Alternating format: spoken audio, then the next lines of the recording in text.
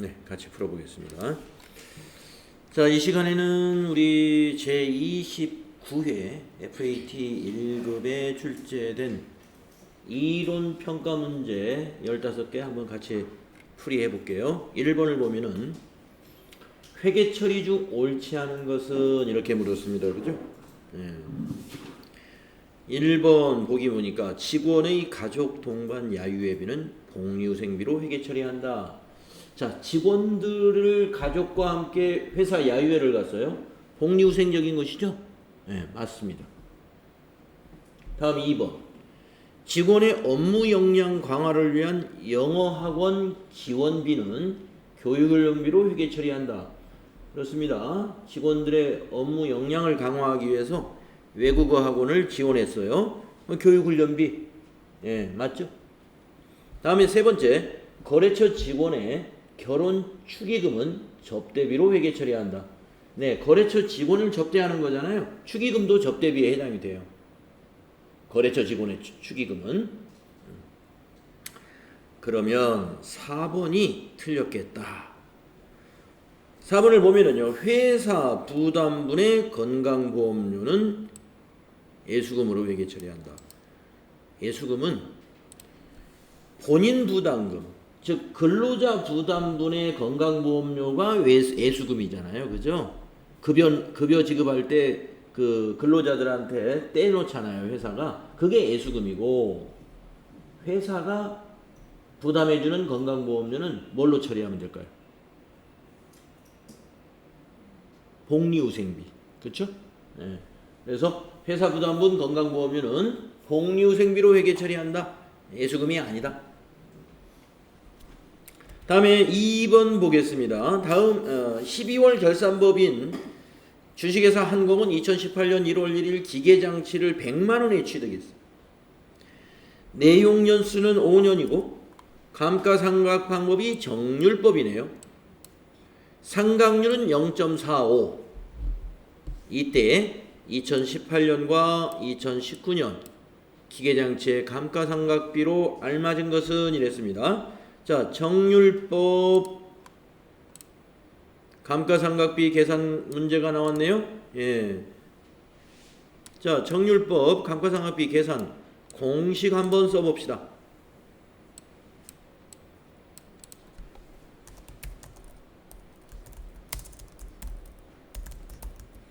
정률법에 의한 감가상각비 어떻게 산출합니까?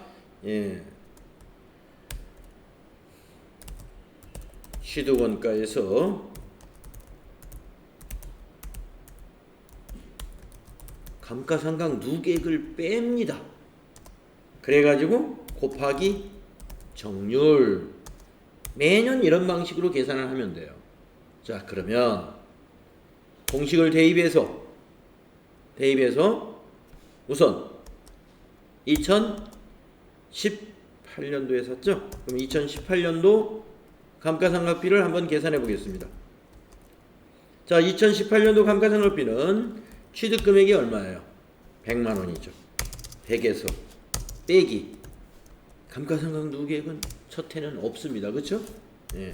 거기다가 곱하기 정률 0.45 45%라는 얘기죠. 그러면 암산으로 되죠, 이거. 계산기 안 써도 100만원에 0.45는 45만원. 뭐 암산 가능하죠?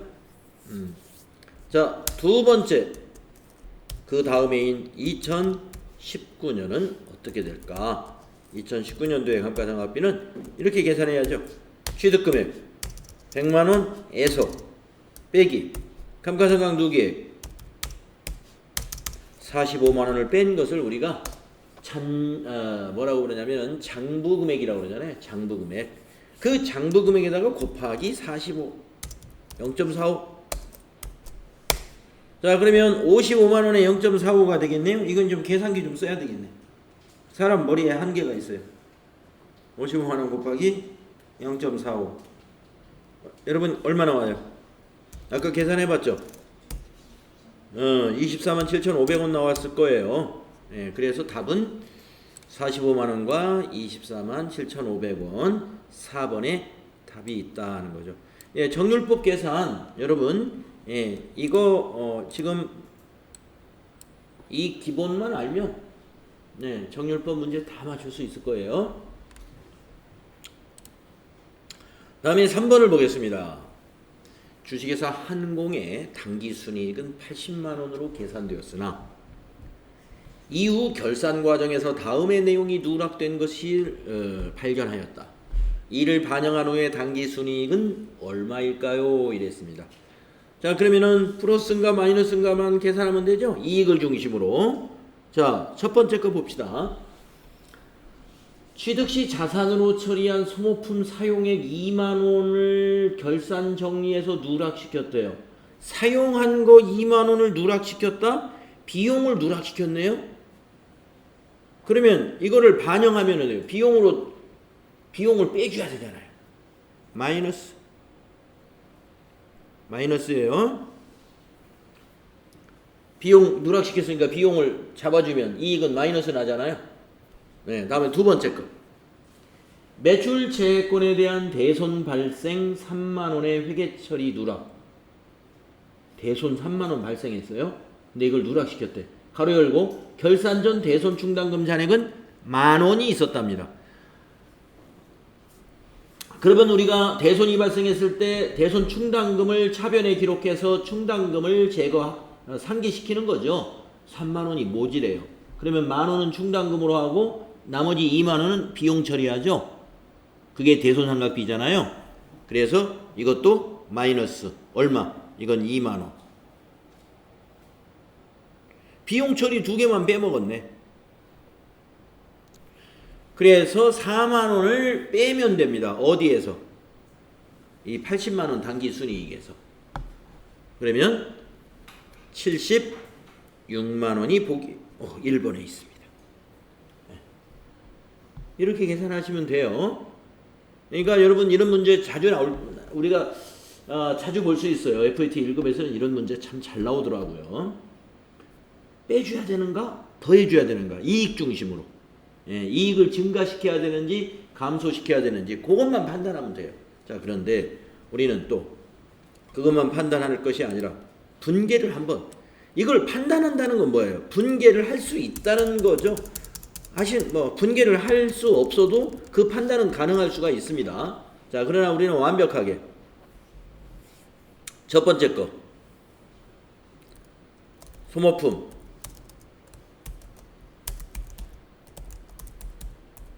사용액 2만원을 누락했다면 이것을 추가할 때는 그러면 반영하려면 어떻게 해야 돼요? 네. 반영하면 되죠. 차변에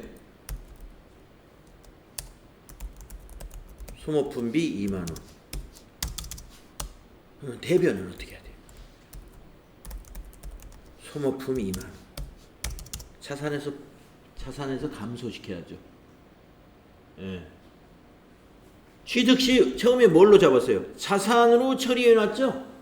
자산으로 처리해놨는데 그 중에서 2만원은 사용을 했는데 그걸 결산을 정리 안 했다는 거예요. 그러면 자산에서는 빼주고 자산 감소 대변에 비용은 발생시키고 그게 소모품비 소모품이에요. 아시겠죠? 이 분계를 언제 했어야 돼요?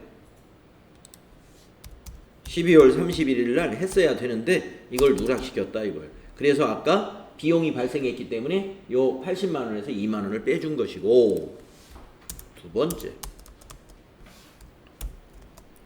매출 채권에 대한 대손 발생 3만원이 발생했어요. 예, 매출 채권이라는 것은 외상 매출금과 받으럼을 얘기하는 겁니다. 그죠? 알고 있죠? 매출 채권 하면 외상 매출과 받으럼을 총칭하는 말이에요.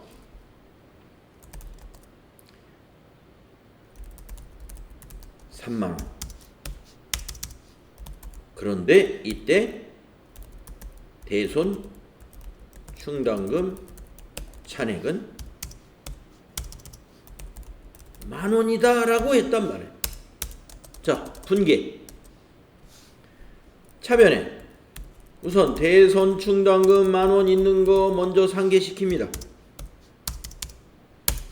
모자라는 2만원은 비용 처리한다 그랬죠. 그게 바로 판매관리 비중의 대손상각비입니다. 이렇게. 대변은 자산 감소해야죠. 매출채권. 이 매출채권이 외상매출금인지 받으러움인지는 몰라요. 문제에서 안 줬으니까. 그러니까 우리도 매출채권입니다. 자산 감소. 이렇게 분계 가능해야 됩니다. 이 근거에 의해서 우리가 자 당기순이익이 어떻게 변할까요? 여기 비용 발생했어요. 비용 발생하면 어떻게 돼요? 이익이 떨어지는 거죠. 네. 또 여기 비용 발생했어요. 2만 원만큼 이익이 줄어야죠. 그래서 4만 원을 빼준 거예요. 오케이? 네. 다음에 네 번째 문제는 대화를 하고 있네요. 현경과 지수의 대화 중 가와 나에 들어갈 내용으로 옳은 것은 이랬습니다. 현경, 회사가 업무용 차량에 주유하면 회사는 차변에 비용 발생시켜야 되겠죠? 차량 유지비.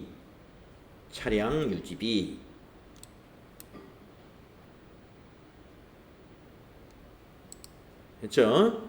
네, 차량 유지비. 그 다음에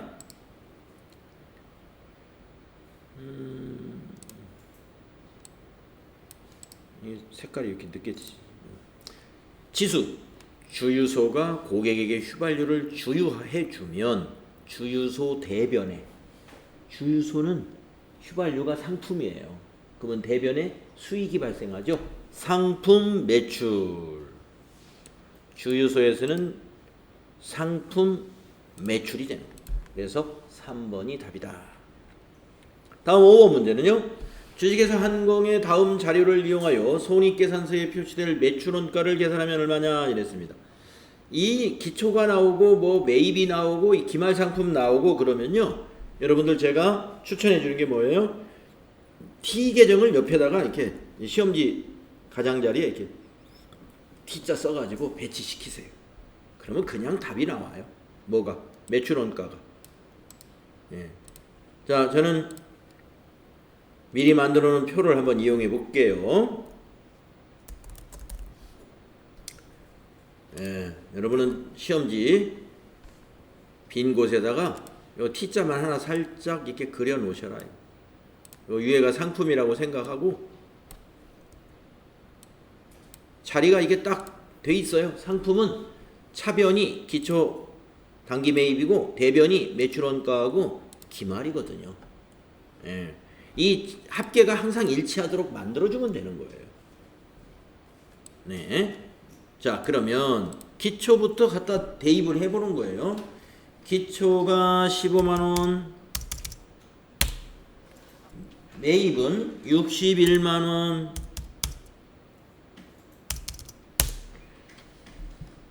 매입 환출이 있어요. 3만원, 매입 할인도 있네, 매입 애누리도 있네. 이 세 개는 딱 합쳐가지고 빼버리면 돼요. 왜? 매입에서 빼야 되는 것들이잖아요. 그래서 3만원에 4만원에 7만원에다가 2만원, 9만원을 빼버립니다. 61만원에서 마이너스 9만원. 예. 그러면 차변 합계는 얼마일까요? 예. 9만원 빼면은, 예. 뭐 이거 다 한번 더 해볼까요?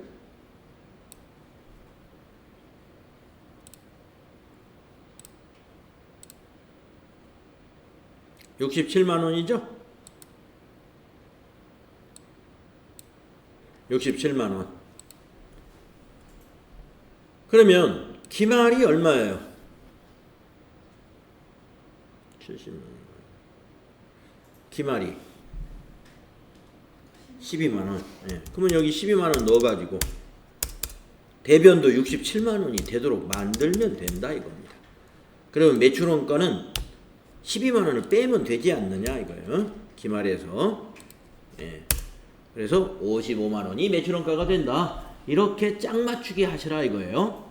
예. T자 딱 그려가지고 짝 맞추기 딱 하면은 제일 안전하게 아마 이런 문제에 답을 찾을 수 있습니다. 그렇게 연습을 하세요. 네. 2번이 답이었습니다. 다음에 6번째 문제는요. 다음은 주식회사 항공의 보험료 지급과 관련된 자료이다. 기말에 주식회사 항공이 수행할 결산정리분계로 옳은 것은 이거 보험료는 비용이죠. 비용을 이연시킨다든가 비용을 발생시키든가 두 가지 중에 하나겠죠. 자, 한번 볼까요? 보험료는 대개 결산 때 비용을 이연시켜요. 왜냐하면 보험료가 거의 다 선불이거든요. 선불. 그러니까 보험료는 항상 결산 때 되면은 아직 기간이 경과하지 않은 보험료가 반드시 있어요. 자, 보겠습니다. 2019년 10월 1일 보험계약 체결 후에 1년분 보험료 12만원을 지급하고 보험료 지급 시점에 다음과 같이 회계 처리를 하였다. 계산하기 참 편하게 1년분이 12만원이다. 이렇게 해주면 너무 고맙죠? 한 달에 만원. 계산기 안 써도 되잖아요. 이렇게 내는 거. 자, 그러면 전부 다 지금 단기에 보험료를 전부 비용을 발생시켰는데 우리가 결산 때는 어떻게 해야 됩니까? 미경과된 보험료는 차기로 이연시켜야 되죠. 그걸 바로 비용의 이연이라고 했단 말입니다. 그러면 10월 1일부터 1년이면 9월 30일까지잖아요. 9월 30일이면 미경과된 게 바로 9달이다 이겁니다. 9달. 그럼 한 달에 만원이니까 9만원. 9만원을 어떻게 해야 돼요? 이연시키려면. 이연시키는 건 선자 돌림이죠. 그래서 9만원짜리 선자 돌림 찾아보세요. 근데 두 개네. 3, 4번. 방향을 잘 찾아야 돼. 자, 지금 이날 10월 1일 날 비용을 발생시켰으니까 9만원을 결산 때는 비용에서 취소시켜야 되잖아요. 단기 거에서는. 그래서 보험료가 같은 방향에 오면 안 돼요. 그러면 비용이 더 늘어버리지. 비용을 이연시킨다는 것은 단기에서 뺀다는 얘기입니다. 단기 거 비용에서는 차감하고 차기 비용으로 넘긴다 해서 그걸 비용의 이연이라 하거든요. 그러니까 보험료는 대변에 가야지. 그래서 3번.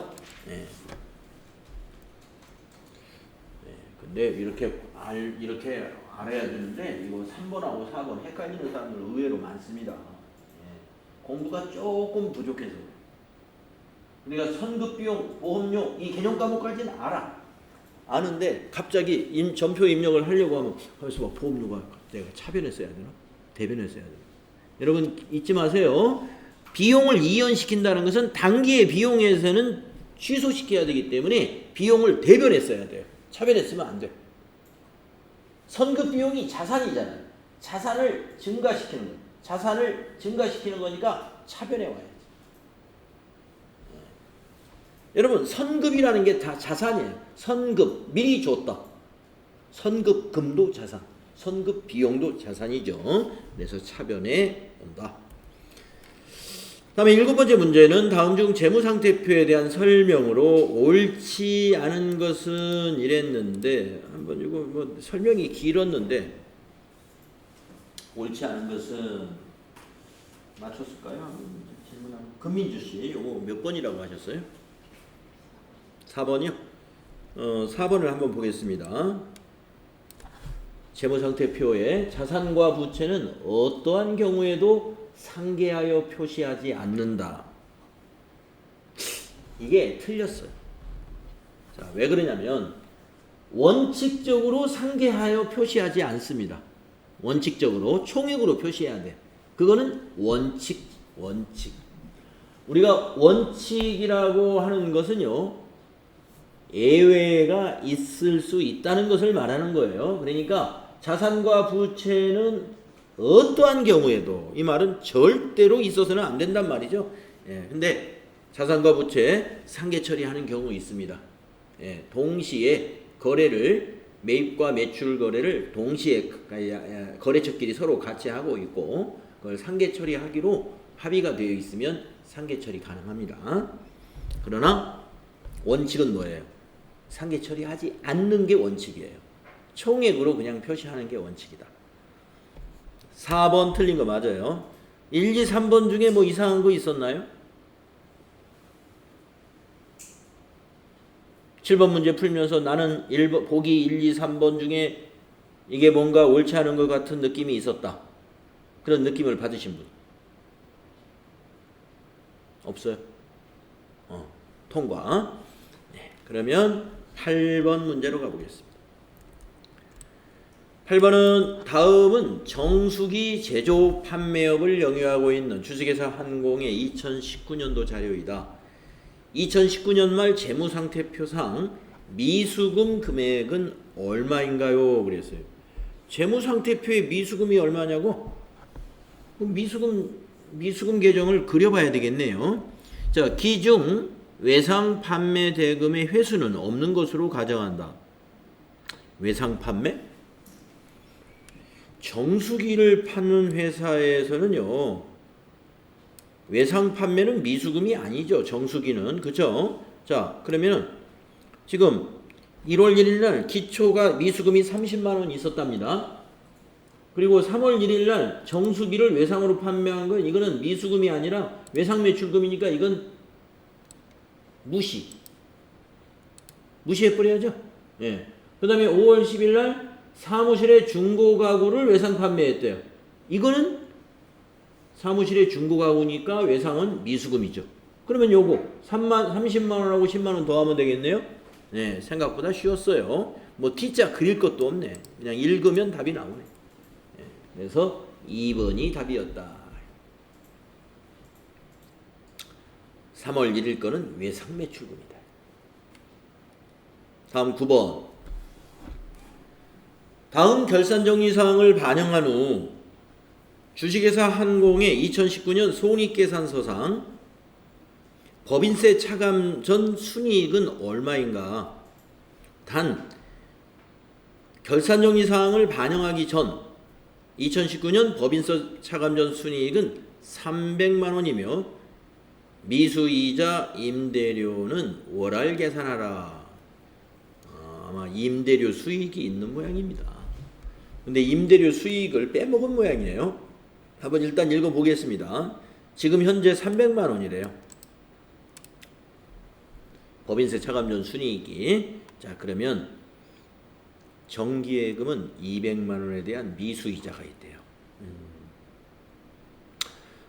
그러면 여기서 200만 원이 이자가 200만 원이라는 뜻이 아닌 것 같아요. 그죠? 원금이. 그래서 이거를 9월 30일 날 예치를 했고 200을 만기는 1년짜리고 연 이자율은 5%이고 만기 이자 지급, 만기 때 이자를 우리가 받는다는 얘기죠. 그러나 우리는 발생주의에 의해서 9월 30일부터 12월 31일까지 이 기간은 단기에 해당이 되기 때문에 단기분 이자를 어떻게 해야 돼요? 발생시켜줘야 돼요. 선생님 돈을 안 받았잖아요. 만기 때 받잖아요. 예. 만기 때 받을 때 회계 처리하는 것은 그 기준으로 회계 처리하는 것을 우리가 현금주의라고 그러잖아요. 예. 근데 우리 기업회계는 발생주의로 한다 이거예요. 그래서 단기분 이자를 어떻게 계산하느냐? 자, 월할 계산하라고 했죠. 여기 월할 계산. 일수로 계산하면 9월 30일부터 계산해야 돼. 근데 월할 계산하면요. 9월 30일이면 9월달은 다 지나간 거예요. 그러니까 월로 끊어라 이거예요. 10월, 11월, 12월. 딱 3개월이 되겠군요. 자, 그러면 계산을 이렇게 하면 돼요. 3개월치 이자 계산하는 방법. 원금이 얼마예요? 100만 원이죠. 200. 그러면 200만 원에다가 곱하기 연이율. 연이율이 5%죠. 예. 그래서 5%. 그러면 이게 1년치 이자잖아요. 거기다가 곱하기 3달. 나누기 12달. 이렇게 하면 되는 거예요. 곱하기 3달 나누기 12달. 그래서 여러분이 계산기로 아마 계산을 했겠죠. 200만 원 두들기고 곱하기 5% 두들기고 그러면 10만 원 나오네. 거기다가 곱하기 3 나누기 12를 했더니 25,000원 딱 나오는군요. 25,000원. 자, 그래서 25,000원을 발생시켜야 된다. 뭐로? 이자 수익으로. 이자 수익으로. 그래서 분개를 한다면 차변에 미수 수익 25,000원 자산 증가. 대변에 이자 수익 25,000원 수익 발생. 네, 이러한 손익거래가 발생이 되는 거죠. 그래서 25,000원 플러스.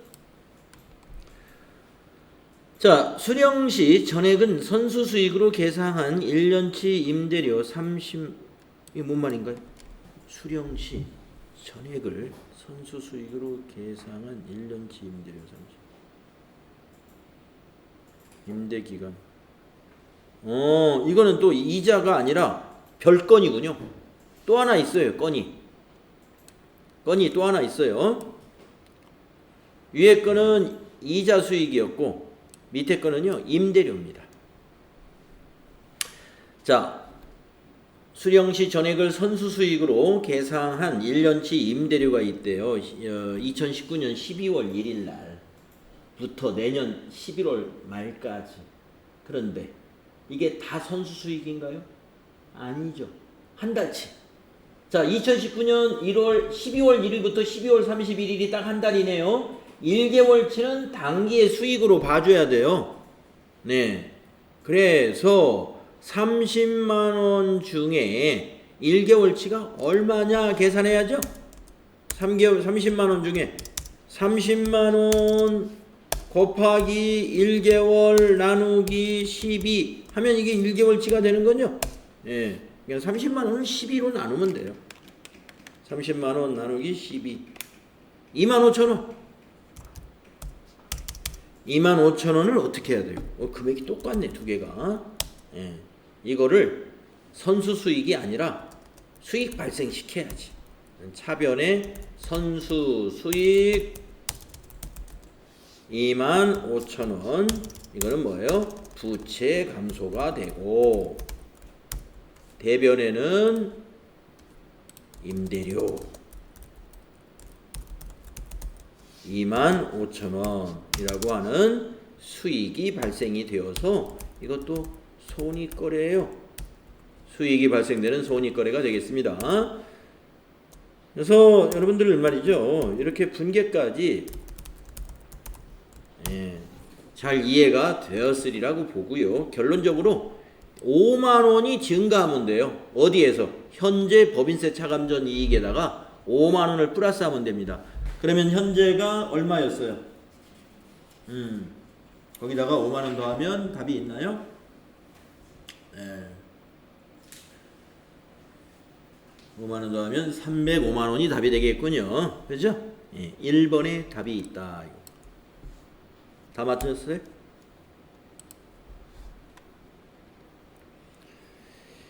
자, 다음에 10번 문제 보겠습니다. 다음 자료를 토대로 주식회사 한공이 취득한 매도가능증권의 취득원가를 계산하면 얼마인가 이랬습니다. 와, 매도가능증권 취득원가를 계산하는데 왜 이렇게 설명이 많을까요? 자, 한번 보겠습니다.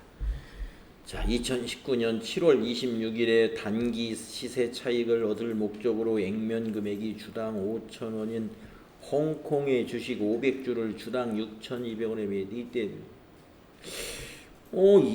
이건 말이죠. 이건 전혀 이건 다 무시해야 되겠네. 왜냐? 단기 시세 차익은 매도 가능 증권이 아니잖아요. 예. 위에 있는 건 완전 무시. 그죠? 그다음에 두 번째 점. 2019년 7월 28일에 장기 시세 차익. 그렇지. 장기 시세 차익이 매도 가능 증권이죠. 얻을 목적으로 주식회사 상해 주식 500주를 주당 6,000원에 매입했어요. 500주 곱하기 6,000원 하였고, 이때 수수료 10,000원과 부대비용 20,000원을 지급했대요. 그러면 이 10,000원하고 20,000원을 어떻게 해야 돼요? 몽땅 취득원가에 포함시켜야 돼요. 여러분, 매도가능증권은요, 단기 매매증권하고 다르게 단기 매매증권의 취득비용 요 10,000원은 단기의 비용인 수수료 비용 처리합니다. 하지만 매도가능증권의 경우는 이 취득할 때 들어간 수수료와 기타 부대 비용을 전부 취득원가에 포함시켜요. 비용 처리 안 합니다. 알고 있죠? 자, 그러면 500주 곱하기 6,000원 하면 얼마 나왔어요? 네, 300이 나오죠? 300에다 3만 원 더하면 돼요. 예, 그래서 1번이 2번이 답이었네요. 303만 원. 네, 뭐 내용이 하도 많아서 좀 겁이 났었는데 뭐 읽어보니까 위에 거 전부 날려버리고 밑에 것만 가지고 판단하면 되니까 복잡한 문제가 아니었어요. 다음에 11번부터는 부가가치세 문제니까, 자, 부가가치세 설명으로 옳지 않은 것은 이랬는데요. 어디 주예슬 씨는 이 11번은 몇 번이라고 했나요? 4번이 옳지 않다. 4번을 보니까 부가가치세 확정신고 납부기한은 과세기간이 끝난 후 20일 이내이다. 그렇죠. 이게 틀렸네요. 25일. 과세기간 끝나고 25일입니다. 그래서 부가가치세 확정신고 지금 1기 같은 경우에 6월 30일이 과세기간이 끝났잖아요. 6월 30일. 그러면 언제까지 하냐면 7월 25일까지. 예, 지난달 25일 날 확정신고 납부 다 끝났어요. 그래서 납부기한이 과세기간 끝난 후 20일이 아니라 5일 더 더해야 됩니다. 4번이 틀렸어요. 혹시 1, 2, 3번에서 틀렸다고 생각하신 분 있나요? 예, 없으셨어요? 자, 그러면 12번. 다음 중 부가가치세 과세거래에 해당하는 것 이랬습니다. 과세거래가 대부분일 텐데 해당하는 것이 여기 하나밖에 없는 모양입니다. 서정인 씨, 어느 것이 과세거래였나요? 3번이요. 3번 한번 보겠습니다. 거래처에 접대를 목적으로 제품을 증여하는 경우. 네, 과세되죠? 네. 제품을 접대비로 썼다는 거예요. 예, 부가가치세 내야 돼요. 예, 부가가치세 과세됩니다. 자, 그러면 1번은 왜 과세가 아닌가 볼까요? 담보, 양도 담보. 담보 목적. 담보나 저당은 공급으로 보지 않습니다. 부가가치세법에서. 그 다음에 2번, 무상으로 견본품을 제공했다. 견본품이라는 건 샘플인데 샘플은 무상으로 주어도 공급으로 보지 않아요. 4번, 근로계약을 맺고 근로를 제공하는 경우. 근로의 제공은 근로계약을 맺었기 때문에 이것은 부가가치세가 과세되는 것이 아니라 그 소득이 있는 소득자에게 소득세가 과세가 되죠. 따라서 3번만 과세거래다. 그러니까 거래처에 접대할 때 제품을 주었다는 게 뭐냐면 우리 회사가 만약에 저 공기청정기를 만드는 회사예요. 그런데 거래처에다가 거래처에 선물을 해주고 싶은데 마침 요새 공기청정기가 다 필요할 것 같아. 그래서 우리 회사 공기청정기 제품을 무상으로 거래처에다 딱 사무실에 공기청정기 없는데 이거 한번 써보십시오. 줬다 이거예요. 그러면 국가는 어떻게 돼요? 저 공기청정기 만드는데 들어가는 저 원료 같은 거 살 때 부가가치세 공제 다 해줬는데, 매입세 공제해줬는데 저걸 다 만들어가지고 팔질 않고 거래처에다 선물해버렸네? 접대해버렸네? 그럼 국가는 손해본 거죠. 공제는 해줬는데 매출세액을 발생을 안 시켰어요. 그래서 이건 받겠다 이거예요. 세금 받겠다. 그게 뭐예요? 과세거래다 이겁니다. 그것도. 예. 그러면 어떻게 하면 돼요? 우리 회사에서는 거래처 보고 이거 부가세 이거 80만 원짜리 저긴데 요거 저 공짜로 줄 테니까 8만 원 세금은 내세요 하면 그 사람들이 기분 좋다고 그러겠어요? 이거 주려면 그냥 주든지 해야지 말이지 무슨 세금을 내라고. 그러니까 그냥 우리 회사 돈으로 부가가치세 내주는 거예요. 예, 그때 그거를 우리는 우리 회사가 그냥 부가가치세를 대개 부담을 합니다. 부가가치세 신고서에서는 그러니까 넣어야 돼요. 부가세 예수금으로. 아시겠죠? 자, 그 다음에 13번 보겠습니다. 다음 중 부가가치세법상 공급 시기에 대한 설명으로 옳지 않은 것은? 자, 공급 시기에 대한 설명이 나왔네요. 자, 옳지 않은 거. 김혜슬 씨, 어느 게 옳지 않던가요? 1번이요? 2번이요? 2번. 위탁 판매는 위탁자가 수탁자에게 재화를 인도하는 때. 그렇죠. 이거 틀렸죠? 위탁자가 아니라 수탁자가 판매를 하는 때. 수탁자가 판매가 일어나야 그것이 공급 시기예요. 위탁자가 수탁자에게 인도했다고 해서 그걸 팔린 걸로 볼 수 없는 거예요. 따라서 2번이 옳지 않습니다. 나머지는 다 아마 맞았을 거예요. 혹시 의문나는 거 있었어요? 이 문제에서? 다음에 14번을 보겠습니다. 다음 중 부가가치세 영세율에 대하여 잘못 설명하고 있는 사람은 이랬는데, 네, 영세율 설명을 네 사람이 했는데 한 사람이 누군가 잘못한 것 같아요. 김하연 씨, 누가 잘못한 것 같습니까? 4번에 은유가 잘못한 것 같다. 한번 읽어볼까요?